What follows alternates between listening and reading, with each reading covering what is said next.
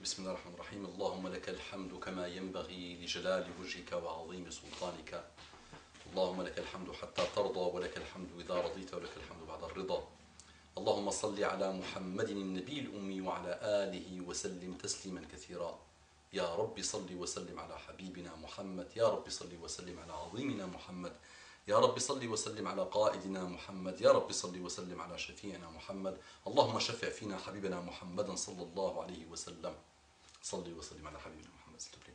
Dis sallallahu alayhi wa ala alihi wa sallam tasliman kathira. Il n'y aura pas d'occasion sans dire Allahumma salli wa sallim ala Muhammad. Rabbi shrah li sadri wa yassir li amri wa hlul 'uqdatan min lisani yafqahu qawli. Assalamu alaikum wa rahmatullahi wa barakatuhu. Que la paix d'Allah subhanahu wa ta'ala, sa miséricorde et ses bénédictions soient sur vous, mes frères et sœurs, partout dans le monde. Paix totale, miséricorde totale, bénédiction totale, et toutes les choses relatives au bien. Ça c'est tahiyyatul islam, la salutation de l'islam, c'est celle-là. Et tahiyyatu ahlil jannah, la salutation des gens du paradis, c'est celle-là. Paix, la paix, la paix, la paix. On ne veut que la paix, qu'Allah guide les musulmans eux-mêmes, et qu'Allah guide ceux qui n'ont pas encore embrassé l'islam, et qu'Allah guide les juifs, et qu'Allah guide les catholiques, et qu'Allah guide les bouddhistes, et qu'Allah guide tous ceux qui n'ont pas encore eu le grand bienfait d'Allah subhanahu wa ta'ala, de goûter à la guider. Bonjour mes frères et sœurs en humanité, rebonjour. Beaucoup de valeurs que nous avons en commun, évitons les confrontations, évitons les guerres, et évitons surtout les choses qui mènent aux guerres, c'est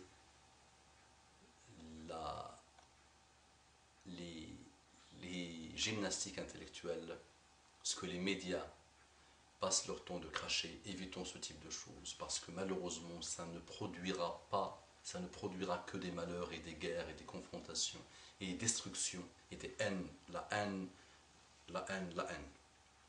Et la haine ne donne que la haine malheureusement. Question, je voulais savoir comment trouver un mari sans tomber dans le haram. Merci d'avance. C'est une jeune femme qui dit salam alaikum, je voulais savoir comment trouver un mari sans tomber dans le haram. Merci d'avance.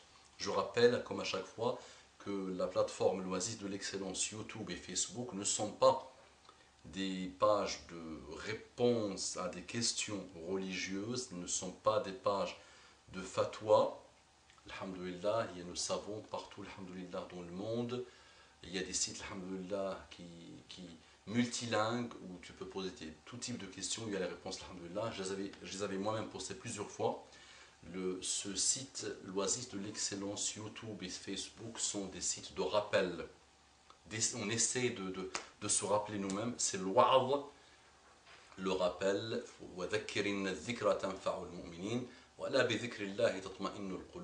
et on essaie aussi d'évoluer vers la sagesse, et j'essaie d'être votre grand frère qui essaie de vous conseiller comme il peut, et qui ne prétend pas qu'il a une science. Comme je dis à chaque fois, plus tu avances dans la science, plus tu es convaincu que tu n'as aucune science, qu'Allah nous donne surtout la science sincère. C'est surtout ça qui est le plus important. Donc, je voulais savoir comment trouver un mari sans tomber dans le haram. Donc, quel est l'objectif, ma soeur?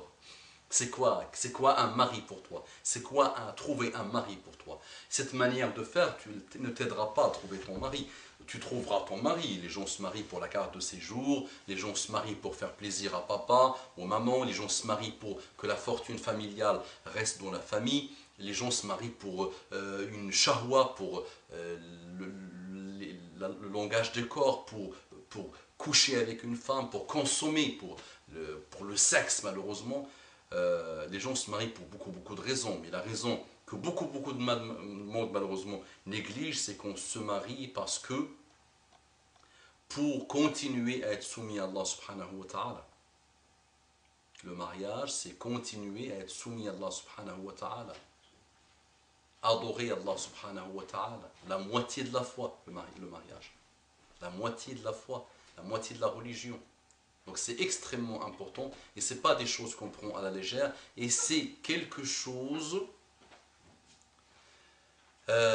qui doit être bordé, doit être régi par les préceptes de l'islam pour que ça réussisse et pour que le couple produise une famille, et pour que cette famille influence le monde et le bas monde, et pour que cette famille installe la paix dans le monde et qu'elle n'installe pas le façade dans le monde et les malheurs dans le monde.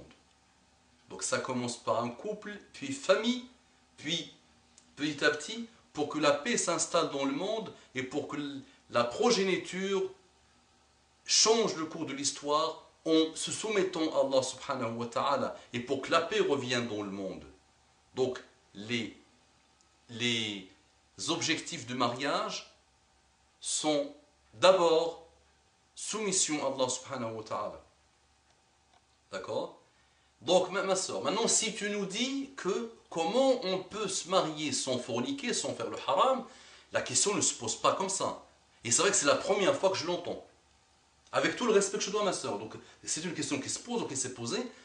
Non ma soeur, il n'y a pas un homme qui se mariera avec toi, sauf des mariages autres que ce que j'ai expliqué au début, que la parenthèse que j'ai expliquée au début. Il pourra se marier avec toi, oui, tu t'habilles bien, il tombe bien amoureux de toi, vous avez forniqué, il a senti encore un amour et qu'il ne s'est pas rassasié de ton corps, voilà, il ne s'est pas rassasié de la condition dans laquelle il vit avec toi. Donc il a encore besoin de toi, il a besoin peut-être de la carte de séjour ou d'un intérêt, il va faire l'acte de mariage. Si c'est ça le mariage, bah tu as réalisé ton objectif. Ce mariage finira malheureusement par un divorce, et ça finira par quelques enfants que tu subiras toute seule, et que tu essaieras de subir toute seule, et des dépressions, et des problèmes, et tu vas te sentir souillé, et tu vas te sentir sale, et cet homme va te mépriser jusqu'au bout du bout. C'est pas ça le mariage, ma soeur. Maintenant, si tu veux le mariage que j'ai essayé d'expliquer au tout début, j'avais fait pas mal de rappels autour du mariage, si tu veux celui-là, il a ses conditions celui-là, madame. Si tu veux la sakina et l'apaisement, il y a quand même quelque chose et quelques concessions à faire, à essayer de vivre. Parmi lesquelles, c'est de suivre les préceptes d'Allah subhanahu wa ta'ala dans le mariage. Si tu suis les préceptes d'Allah subhanahu wa ta'ala dans le mariage, Allah subhanahu wa ta'ala t'enverra et tu trouveras, Inch'Allah, et tu rencontreras dans ton risque, dans ton destin, Inch'Allah, un homme qui va évoluer avec toi, Inch'Allah, dans ce bas monde, dans la paix, dans l'apaisement, dans l'amour, dans le respect, dans la mahabba, dans la mawadda, dans la miséricorde. ومن آياته أن خلق لكم من أنفسكم أزواجا لتسكنوا إليها وجعل بينكم مودة ورحمة. Parmi ces signes qu'il a créé de vous des épouses pour que vous vous sentez apaisé avec elles.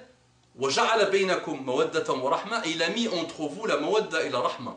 La mawadda c'est un mot intraduisible. Il englobe l'amour, la mahabba, tout ce qui est en relation avec la tendresse, l'amour, la mahabba, la miséricorde, tout ça. Et il a mis entre vous aussi la rahma, la miséricorde. Donc, pour cet amour-là que Allah a expliqué dans le Coran, qu'il a appelé le pacte lourd, deux fois dans le Coran que Allah appelle une chose pacte lourd, pacte puissant, pacte épais, c'est sa relation avec ses prophètes ou l'azm, les grands prophètes. Il a appelé ça mithaqan ghalidha, et le mariage. Il a appelé ça aussi mithaqan ghalidha, pacte épais. Ce mariage-là, il lui faut quand même des concessions et des conditions et une soumission à Allah subhanahu wa ta'ala, si tu veux l'atteindre.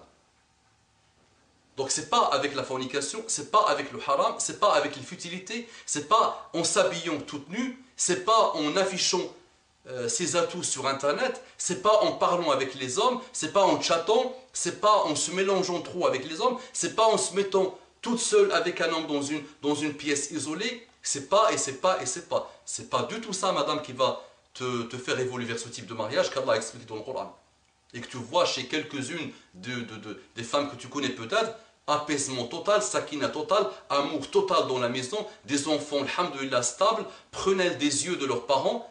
Ça, c'est pas comme ça qu'on peut aboutir vers ça. Zina, madame, éloigne-toi de lui. Allah l'interdit. Allah l'interdit. Allah l'interdit. C'est l'un des plus grands péchés que l'islam combat et a combattu et qu'il nous demande de combattre. Et il nous demande de ne pas s'approcher de zina. Il ne dit pas de ne pas faire le zina, il nous dit de ne pas s'approcher. Toute chose qui mène au zina, on s'éloigne totalement. Qu'Allah éloigne de nous zina. Amin, amin, rabbal alamin. Qu'Allah nous guide. Allahumma ardina warda anna. Wa salli wa sallim wa salatu wa sallam yalqani ala imam al-anbiya wa khatam al-mursalin.